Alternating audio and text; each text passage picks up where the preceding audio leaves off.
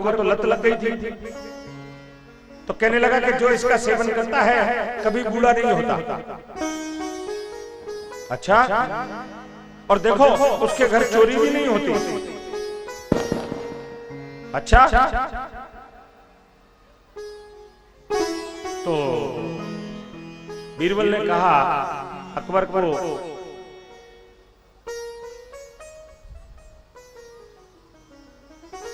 अब अकबर ने कहा कि बीरबल ये बात हमारी समझ में नहीं आई। तो कहने लगे, और तीसरा कहा कि तीसरा तो बताओ। तो कहने लगे कि तीसरा उसको कुत्ता भी नहीं खाता। अच्छा, 3 गुण भी हैं क्या महाराज, जिसमें 3 गुण हैं? तो कहने लगे गुण तो बताओ। तो कहने लगे पहला गुण बताया कि कभी बुढ़ा नहीं होता इसको पीने वाला। तो उन्होंने कहा अच्छा बुढ़ा नहीं होता? उन्होंने कहा जवानी में मर जाता है। प्रेम से कहो श्री राधे। उन्होंने कहा दूसरा, तुमने कहा था कि चोरी, कोई चोर नहीं चोरी कर सकता उस घर में। उन्होंने कहा रात भर फेफड़ों में खांसी फंस जाती है तो रात भर खांसता है, तो चोर कहां से आएगा? और तीसरा उन्होंने कहा कुत्ता नहीं काटता, कि कुत्ता भैया इसलिए नहीं काटता कि कमर झुक जाती है तो लाठी लेके चलना पड़ता। प्रेम से कहो श्री राधे।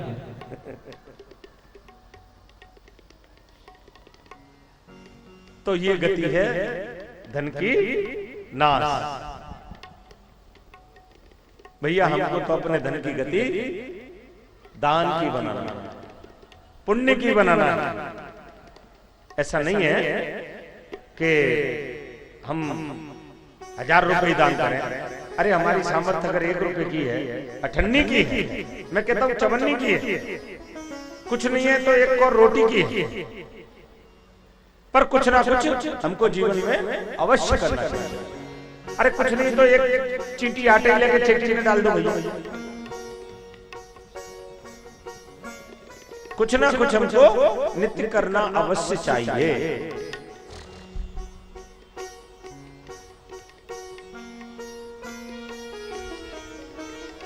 मैंने तो मजदूरों को देखा है। अभी मैं एक बिल्डिंग का उद्घाटन करने गया तो मैंने देखा कि दिन में मजदूर रोटी खा रहे थे और एक मजदूर आई बेचारी, और वो आधा टुकड़ा लेके, एक वहां कुत्ता पड़ा था बैठा था, उसको डाल दिया। तो मैंने वो सुपरवाइजर खड़ा था, उससे पूछा, मैंने कहा ये रोटी बच गई इसलिए डालने आई है? कि नहीं नहीं महाराज जी इसका नियम है, मैं इस लेबर को कई दिनों से देख रहा हूँ, ये खाने से पहले अपनी रोटी में से थोड़ी सी तोड़ेगी और यहाँ ये कुत्ता बैठा रहता है बिल्डिंग की चौकीदारी करके, इसको डाल के जाता है। 1-1.5 महीने से मैं महाराज जी इसको देख रहा हूँ। तो ये जरूरी नहीं है कि दान की क्या सीमा।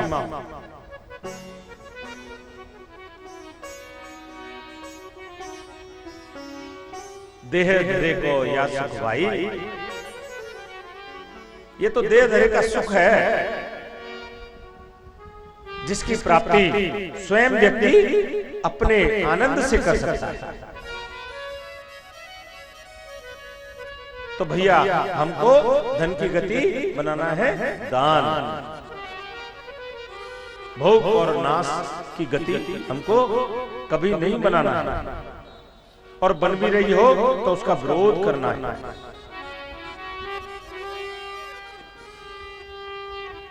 देखो, एक बार विरोध करोगे, 2 बार विरोध करोगे तो निश्चित मानो कि आपका विरोध असरकारक है। सुखदेव जी कहते हैं कि राजन, रुक्मिणी और भगवान के प्रथम पुत्र हुए हैं प्रद्युम्न जी महाराज।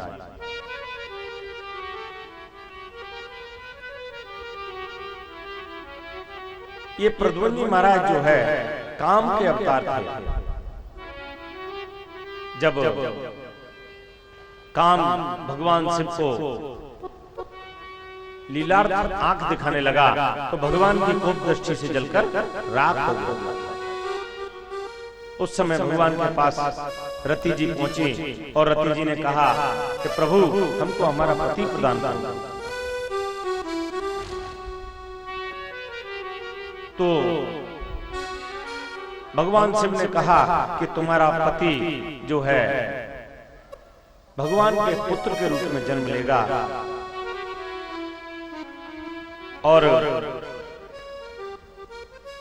जब ये प्रद्युम्न जी महाराज मात्र 6 दिन के थे तो इनको संबरासुर नाम का दैत्य उठा के ले गया, क्योंकि ये संबरासुर जानता था भैया कि इसके द्वारा भगवान के पुत्र के द्वारा ही मेरा वध होगा। संबरासुर ने जाके प्रद्युम्न जी महाराज को फेंक दिया समुद्र में, और समुद्र में निकल गई एक रसोई मछली।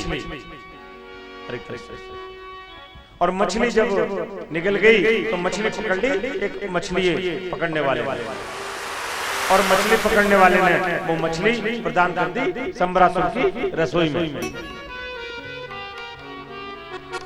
अब रसोई में जो किचन की जो हेड थी वो थी रति, काम की पत्नी। इनका नाम मायावती था।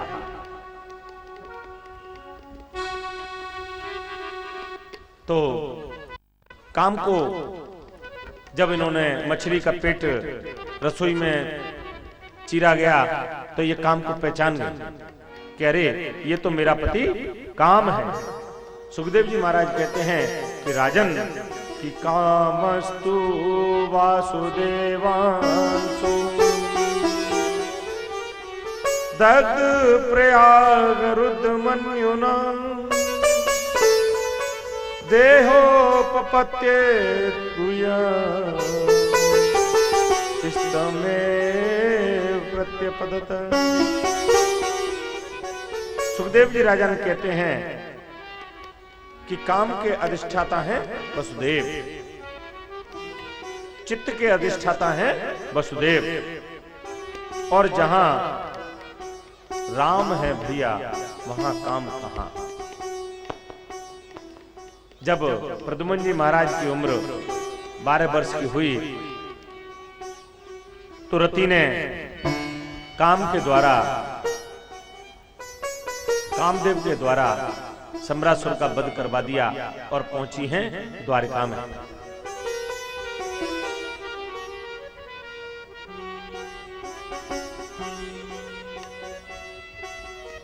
सुखदेव जी कहते हैं कि राजन एक दिन महाराज अग्रसेन की सभा लगी हुई थी, और उस अग्रसेन की सभा में एक सत्राजित नाम के भक्त आता था। जब सत्राजित नाम के भक्त आते हैं तो देखते हैं कि कितना प्रकाश, इतना प्रकाश हो रहा था कि लोग कहने लगे कि साक्षात सूर्यदेव आ गए। भगवान कहते हैं कि ये सूर्यदेव नहीं है भैया, ये भगवान सूर्य के भक्त सत्राजित हैं, और इन्होंने एक समयंतक मणि धारण की हुई है।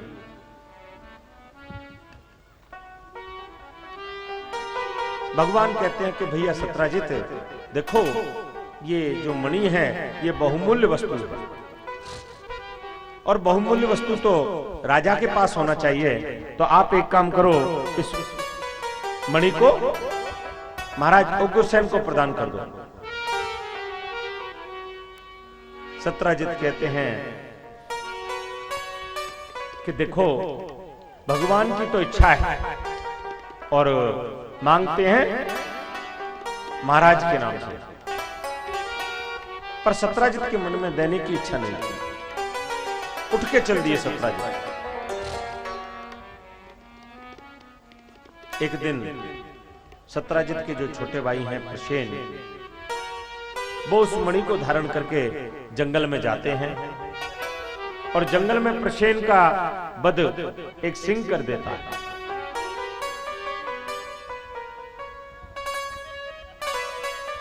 और सिंह के पंजे में वो मणि फंस जाती है।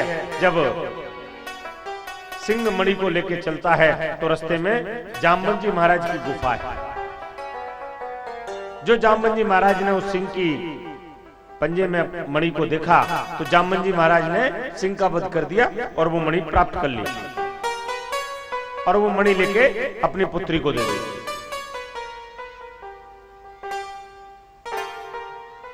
इधर जब प्रसेन नहीं आते हैं तो सत्राजित प्रसेन को देखने जंगल में जाते हैं तो क्या देखते हैं कि प्रसेन मरे पड़े हैं। सत्राजित लौट के द्वारका में आते हैं। ये भैया द्वारका के यादव थे। लौट के द्वारका में आते हैं और कहते हैं कि अपनी पत्नी से रोते हुए कह रही, सुन, भगवान द्वारकाधीश ने प्रसेन का वध कर दिया है। क्योंकि उनके मन में मणि को प्राप्त करने की इच्छा थी तो उन्होंने प्रसेन का वध करके और मणि ले लिए। कर्णे कर्णे जपंजना।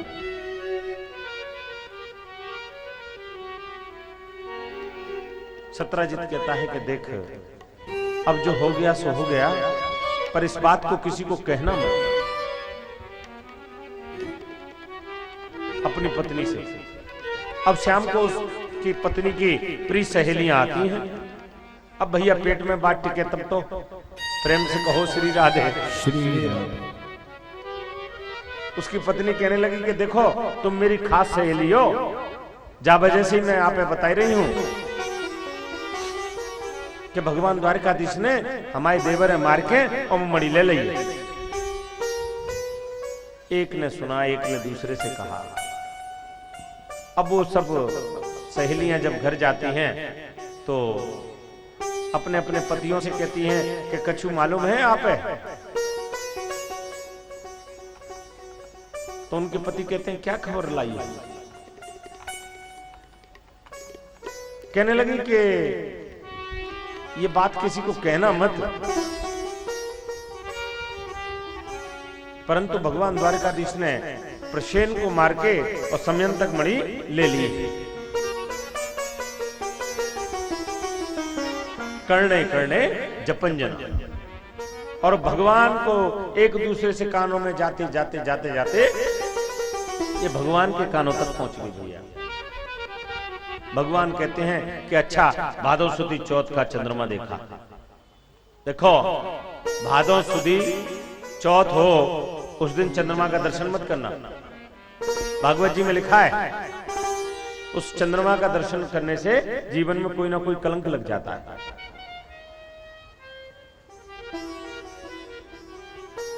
तो भगवान ने क्या है, भादव सुदी चौथ के चंद्रमा का दर्शन कर लिया था।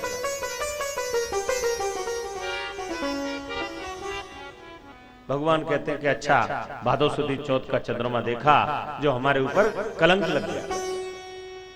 भगवान जंगल में गए जहां की प्रसेन मरे पड़े। जाके भगवान देखते हैं कि प्रसेन भी हैं और पास में एक शेर भी मरा पड़ा। भगवान ने प्रसेन के वस्त्रों को झाड़ा, शेर को देखा, परंतु कहीं मणि नहीं दिखाई दी। इतने में क्या देखते हैं भगवान कि उस मणि से एक गुफा के द्वार पर जामवंत जी की बेटी खेल रही थी। भगवान ने जो उस लड़की को मणि से खेलते हुए देखा तो भगवान उससे मणि लेने का प्रयास करते। भगवान ने जब मणि लेने का प्रयास किया तो वो लड़की दौड़ के गुफा में घुस जाती है। वो अपनी उपमाता के साथ खेल रही थी। भगवान भी पीछे पीछे चले जाते हैं। वहां बैठे हैं जामवंत जी महाराज। ये भैया राम अवतार के जामवंत जी थे। भगवान जो है जामवंत जी के साथ द्वंद्व युद्ध होता है और ये युद्ध जो है 27 दिनों तक चला है। भगवान ने मार मार के जामवंत जी की नस को ढीला कर दिया। जब भगवान ने जामवंत जी की नस को ढीला कर दिया तो जामवंत जी कहने लगे कि प्रभु, मैं आपको पहचान गया हूं। अरे आज आप मुझे श्याम बनकर दर्शन देने आए। पहचान गए जामवंत जी महाराज। और मैं बहुत शर्मिंदा हूं प्रभु कि मैंने आपके साथ युद्ध किया।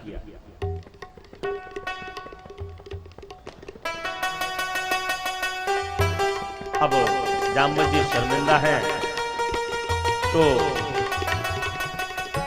अपनी बेटी जाम्बती का भगवान के साथ पाणी ग्रहण कर देते हैं। भगवान जाम्बती और मणि को लेकर द्वारका में आए और सभा में सत्राजित को बुलाया और कहने लगे कि भैया सत्राजित, ये आपकी मणि लो, इसकी चोरी हमने नहीं की थी और हमारे कलंक का मार्जन करो। सत्राजित बहुत अपमानित होते हैं और कहते हैं कि मैंने प्रभु का अपमान किया। तो सत्राजित जी की बेटी है सत्यभामा, तो भगवान से मधुर जोड़ने के लिए सत्यभामा जी का पाणी ग्रहण कर देते हैं भगवान के साथ और दहेज में वो मणि देते हैं। भगवान कहते हैं कि भैया इस मणि को हम नहीं लेंगे, देखो एक बार तो इसके कारण हमको कलंक लग चुका है। सत्राजित जी अनेक प्रकार से देने की कोशिश करते हैं पर भगवान लेते नहीं हैं। तो सत्राजित जी कहते हैं कि भगवान कुछ तो आपको हमको हमारी वस्तु लेनी पड़ेगी। भगवान कहते हैं कि सत्राजित, आपकी सबसे कीमती वस्तु आपकी बेटी, अरे आप उसको ही मुझे प्रदान कर रहे हो, अपना अंश मुझे प्रदान कर रहे हो, तब उससे कीमती वस्तु तो कोई है नहीं। सत्राजित फिर भी जिद करते हैं कि नहीं प्रभु आपको लेना पड़ेगा।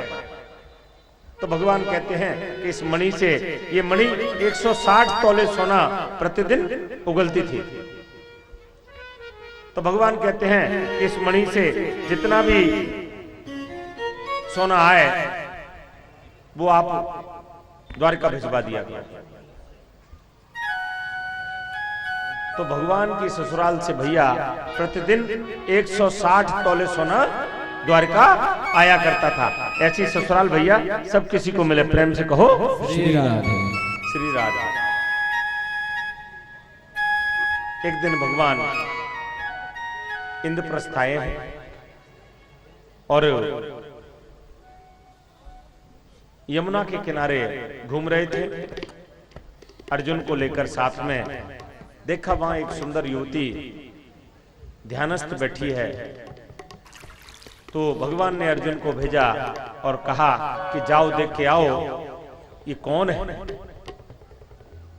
तो उन्होंने कहा कि मैं सूर्यपुत्री यमुना हूं।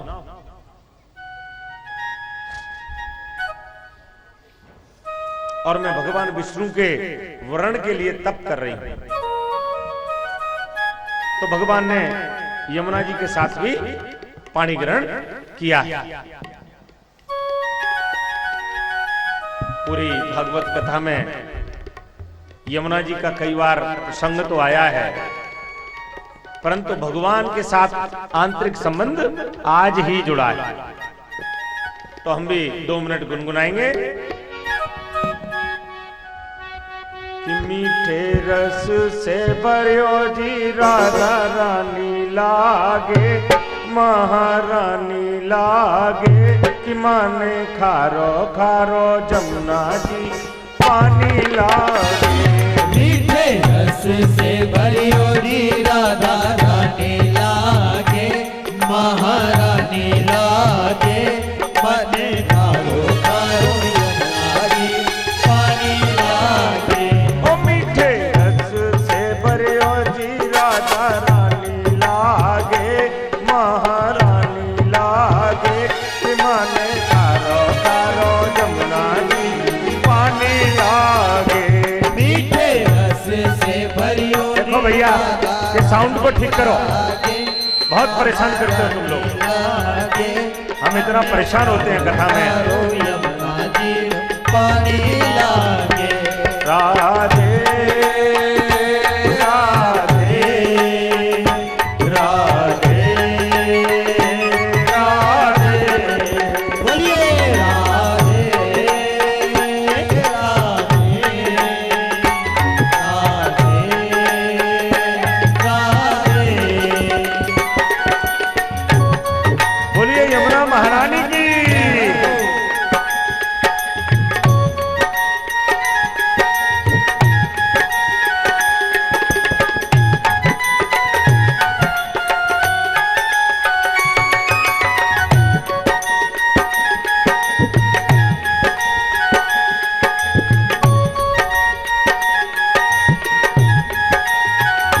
यमुना महारानी की।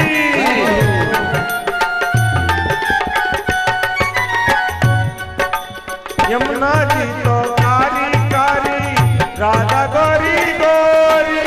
यमुना जी तो कारी कारी राधा गोरी गोरी।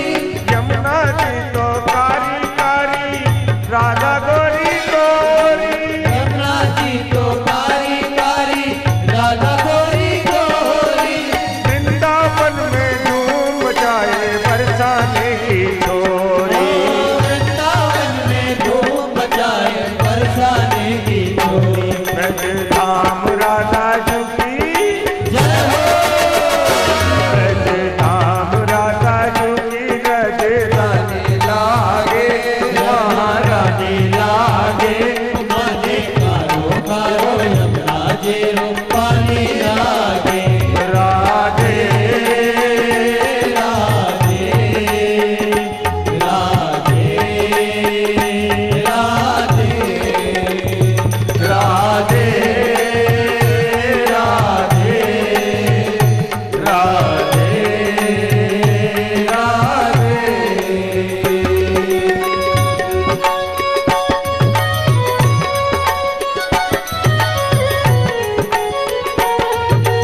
प्रेम से कहो श्री राधे।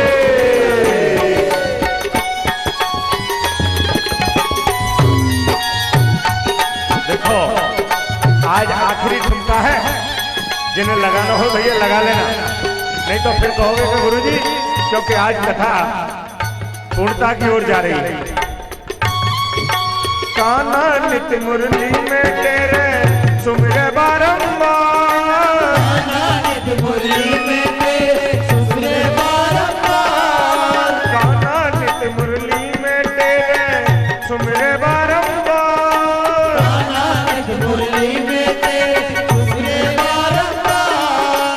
कोटिन रूप धरे मन मोहन तो न पावे पार। कोटिन रूप धरे मन मोहन कोई न पाए पार। रूप रंग की छवि जय हो। रूप रंग की छवि